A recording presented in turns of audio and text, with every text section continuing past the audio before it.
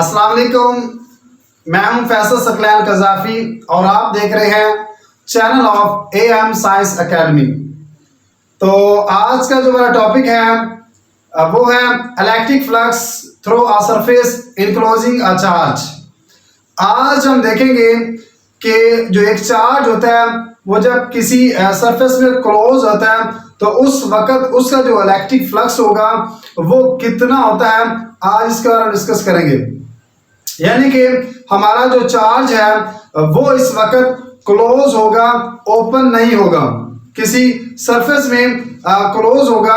तो उस वक्त देखते हैं कि जब एक चार्ज क्लोज होता है, किसी सरफेस में क्लोज होता है, तो उस वक्त उस पर इलेक्ट्रिक फ्लक्स कितना होता है, तो उसके बारे में डिस्कस करेंगे। इसके लिए हम इलेक्ट्रिक फ्लक्स का ही फार्मूला यूज करेंगे जो कि बराबर है phi is equal to E dot A which is equal to E A cos theta. तो इसको अंडरस्टैंड करने के लिए let's suppose that we have a positive charge and a close surface. तो अगर आप इसको अंडरस्टैंड करना है तो इसके लिए एक एग्जांपल लेते हैं। एग्जांपल में क्या है, हमारे पास एक बॉक्स है, हमारे पास एक क्लोज सरफेस है, उस क्लोज सरफेस में एक चार्ज पड़ा हुआ है। अब जो पॉजिटिव चार्ज होता है उसमें क्या होता है, नंबर ऑफ लाइंस क्या होती हैं, वहां से अमिट होती हैं, निकलना शुरू होती हैं और जो सरफेस है उससे बाहर जाना शुरू कर देती है। इसी तरह मेरे पास ये क्या है, एक सरफेस है, एक क्लोज सरफेस है। इस क्लोज सरफेस में एक पॉजिटिव चार्ज पड़ा हुआ है। इस पॉजिटिव चार्ज की वजह से इस सरफेस पर, इसकी जो सरफेस है उस पर नंबर ऑफ लाइंस यानी कि इलेक्ट्रिक फील्ड लाइंस मौजूद होंगी। अब यहां से इसका जो डायरेक्ट इलेक्ट्रिक फ्लक्स है वो फाइंड करना इंतहाई मुश्किल होता है। तो इसको इजी तरीके से इजीली फाइंड करने के लिए इसका इलेक्ट्रिक फ्लक्स, ये जो हमारे पास सरफेस है, क्लोज सरफेस है जिसमें चार्ज मौजूद है, इसका हमने इलेक्ट्रिक फ्लक्स फाइंड करना है। तो इसी मेथड यूज करते हुए हम क्या करेंगे, इस पूरे सरफेस को, इसके पूरे सरफेस को क्या करेंगे, छोटे छोटे पैचेस में डिवाइड कर लेंगे। आप इसके पूरे सरफेस को छोटे छोटे पैचेस में क्यों डिवाइड करना है, एक रीजन तो ये है कि जब आप छोटे पैच में डिवाइड करेंगे तो वहां पर वो जो हमारे पास एरिया होगा वो वेक्टर बन जाएगा, उसकी डायरेक्शन फाइंड करना इजी हो जाएगी और वहां पर जो इलेक्ट्रिक फील्ड होगी वो भी वहां पर कांस्टेंट होगी, वेरिएबल होगी। फॉर एग्जांपल यहाँ पर मैंने एक छोटा सा पैच लिया है। इस पैच में क्या है कि यहाँ पर जो इलेक्ट्रिक फील्ड है वो भी कांस्टेंट है, यहाँ का जो एरिया है वो भी कांस्टेंट है, दोनों चीजें वेरिएबल नहीं है। तो जब दोनों चीजें कांस्टेंट होगी तो उस वक्त उसका आंसर फाइंड करना इजी होता है। तो इसके लिए मैं इस पूरे के पूरी सरफेस को क्या करता हूं, छोटे छोटे पैचेस में डिवाइड कर दूंगा, छोटे छोटे टुकड़ों में डिवाइड कर दूंगा। मैं इसको छोटे छोटे पैचेस में या छोटे छोटे टुकड़ों में डिवाइड कर दूंगा ताकि क्या होगा, हमारा आंसर एक्यूरेट आ सके और इजीली हम इसका आंसर फाइंड कर सकें। तो इसके लिए divide the whole surface area into small and patches of vector area delta A1, इसी तरह delta A2, delta A3 and so on. तो क्या करेंगे, इसको n नंबर्स का क्या कर देंगे, डिवाइड कर देंगे, छोटे छोटे टुकड़ों में तकसीम कर देंगे। तो ये जो हमारे पास डेल्टा A1 है, डेल्टा A2 है, डेल्टा A3 है, तो ये सारे पूरी की पूरी सरफेस के जो क्लोज सरफेस है जिसमें पॉजिटिव चार्ज मौजूद है उसके छोटे छोटे पैचेस हैं, ताकि यहाँ पर हम उसका जो फील्ड होगी, उसकी जो इलेक्ट्रिक फ्लक्स होगा वो आसानी से मेजर किया जा सके। इसी तरीके अब हम क्या करते हैं, the electric intensity at the centres of vector areas delta A1, delta A2, delta A3 and so on, E1, E2, E3 and En। इसका मतलब है कि यहाँ पर जो पहला हमारे पास डेल्टा A1 होगा, फर्स्ट करें डेल्टा A1 है, तो यहाँ पर जो हमारे पास इलेक्ट्रिक फील्ड होगी वो E1 होगी। इसी तरह अगला जो पैच हमारे पास होगा उसकी क्या होगी, E2 होगी। इसी तरह नेक्स्ट पैच होगा उसकी क्या होगी, E3 होगी। तो इसी तरह जो N पैच होगा, जो आखिरी पैच होगा, उसकी जो इलेक्ट्रिक फील्ड होगी वो क्या होगी, En होगी। तो ये जो E1 है, E2 है, E3 है, ये इलेक्ट्रिक फील्ड है पैचेस A1 का, पैच A2 का, पैच A3 का, यानी कि जो छोटे छोटे टुकड़े हमने किए हैं उसकी अलग अलग इलेक्ट्रिक फील्ड होगी जो कि कांस्टेंट होती है। अब इसी तरह नेक्स्ट हमारे पास है पहले पैच के लिए जो पहला इसका टुकड़ा था उसका जो इलेक्ट्रिक फ्लक्स होगा वो कितना होगा, जो सेकंड पैच है उसका इलेक्ट्रिक फ्लक्स कितना होगा। तो इसी तरह ये जो फिगर थी इसको हमने छोटे छोटे पैचेस में डिवाइड कर दिया था। तो हर पैच का हम क्या करेंगे, इलेक्ट्रिक फ्लक्स अलग फाइंड करेंगे। तो इलेक्ट्रिक फ्लक्स का फार्मूला यूज करते हुए हम फाइंड करते हैं।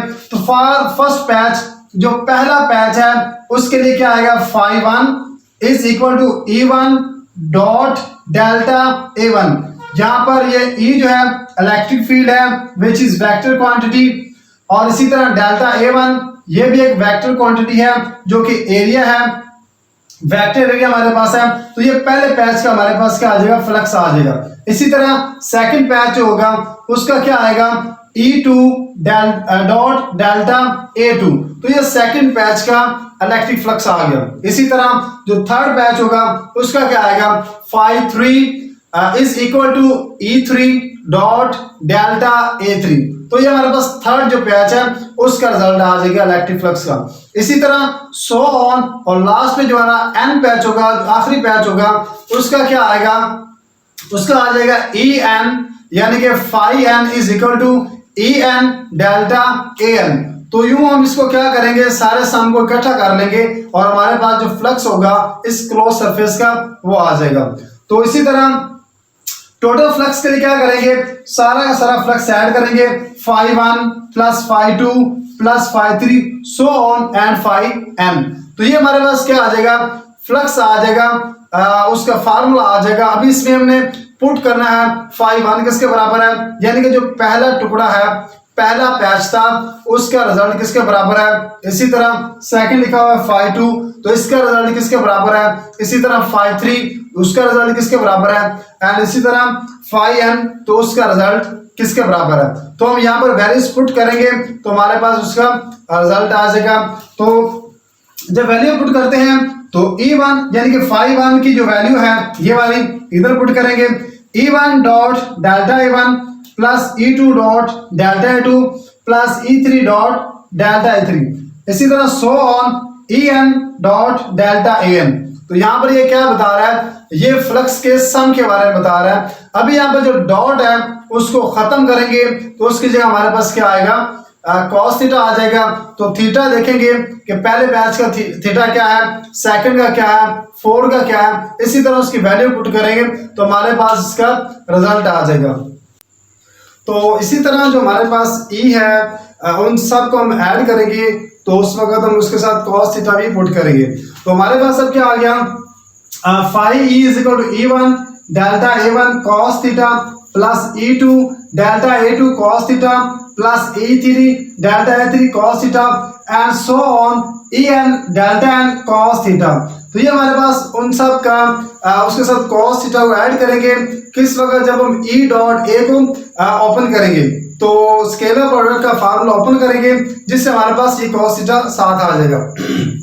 अब इसी तरह अब यहाँ पर जो cos थीटा है वो जीरो है। जीरो कैसे है, तो यहाँ पर देखें ये जो हमने पैचेस लिए थे, पहला पैच था या दूसरा था या तीसरा था, जितने भी यहाँ पर पैचेस थे उन सब में जो इलेक्ट्रिक फील्ड थी और जो एरिया था उसका आपस में एंगल जीरो था। यानी कि ये जो इलेक्ट्रिक फील्ड है, ये इलेक्ट्रिक फील्ड का और एरिया दोनों आपस में क्या है, पैरेलल हैं। तो जब दोनों पैरेलल हैं तो इस वजह से इनके दरमियान एंगल क्या है, जीरो का है। तो एंगल जीरो होगा तो सारे पैचेस का एंगल भी क्या होगा, जीरो होगा। यानी कि पहले पैच का भी एंगल जीरो है।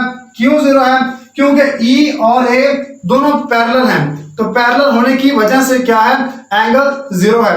तो हर पैच का एंगल क्या होगा, जीरो होगा। तो इसी तरह हम पुट करेंगे E1 डेल्टा A1 cos 0, इसी तरह E2 delta A2 cos 0 plus E3 delta A3 cos 0 and so on En delta An cos 0। तो cos 0 किसके बराबर होता है, 1 के बराबर होता है। तो यहाँ पर पुट करेंगे तो हमारे पास क्या आ जाएगा, E1 delta A1 plus E2 delta A2 plus E3 delta A3, इसी तरह so on plus E N delta A N. चूंकि कॉस 0 1 के बराबर है, तो इसलिए जब ये 1 इससे मल्टीप्लाई होगा तो ये वाली चीज हमारे पास बच जाएगी। इसी तरह हमारे पास क्या आ गया, E1 delta A1 plus E2 delta A2 so on En delta An।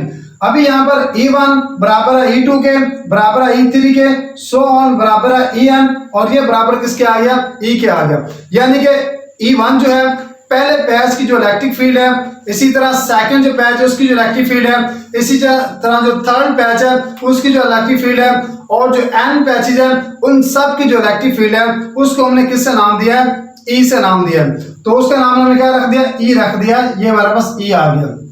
अभी हमारे पास ये आ गया phi E is equal to E delta A1 plus E delta A2 plus E delta A3 and so on E delta An। तो यहां पर हम क्या फाइंड करने जा रहे हैं, यहां पर हम डेल्टा जो A1 है, इसी तरह plus delta A2 plus delta A3 so on plus delta An, ये किसके बराबर है। तो ये जो हमारे पास जो हमने सरफेस ली थी, जो क्लोज सरफेस हमने ली थी जिसमें चार्ज मौजूद था, वो वाली सरफेस का टोटली एरिया है, टोटली एरिया से डिनोट करेंगे। तो इसी तरह ये हमारे पास ई अलग आ जाएगा और इन सबको हम क्या करेंगे, इकट्ठा कर लेंगे। तो ये जो हमारे पास सारा का सारा है ये बराबर है टोटल स्फेरिकल सरफेस एरिया। यानी कि ये जो हमने स्फेरिकल सरफेस यूज की है, ये क्लोज सरफेस यूज की है, इसका हमारे पास क्या आ जाएगा, टोटली एरिया आ जाएगा। तो ये किसके बराबर होता है, किसी भी स्फेरिकल का जो एरिया होता है वो बराबर होता है 4 पाई आर का स्क्वायर।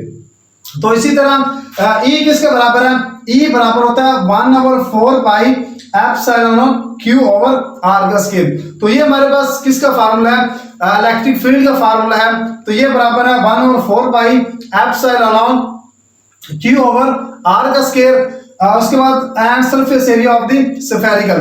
तो इसी तरह यहाँ पर ई की वैल्यू पुट करेंगे और इसकी वैल्यू पुट करेंगे। जो ई की वैल्यू हमारे पास ये वाली है और इसकी वैल्यू हमारे पास 4 पाई आर का स्क्वायर है, क्योंकि जो स्फेरिकल होता है उसका जो एरिया होता है वो बराबर होता है 4 पाई आर का स्क्वायर। तो जब यहाँ पर पुट करेंगे तो उस वक्त क्या होगा, ये जो 4 पाई है, 4 पाई आर स्क्वायर से क्या हो जाएगा, ये वाला 4 पाई आर स्क्वायर कैंसिल हो जाएगा। तो हमारे पास क्या रह जाएगा, phi E is equal to q over epsilon naught. तो हमारे पास एंड वाला जो रिजल्ट है फाई का वो क्या आ जाएगा, क्यू ओवर एप्सिलॉन नॉट के बराबर होगा।